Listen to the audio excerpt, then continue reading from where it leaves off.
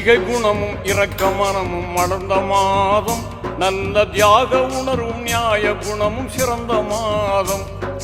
வாகை சூழும் புராணை தந்த மாதம், இந்த வையகமே வியக்கும் நோன்பு வந்த மாதம்,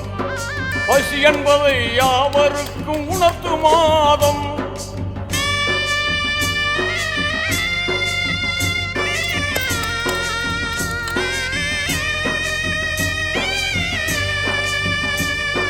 பசி என்பதை யாவருக்கும் உணர்த்து மாதம், நல்ல பண்புடனே ஜக்காத்தை வழங்கும் மாதம், வாரி வழங்கும் மாதம்,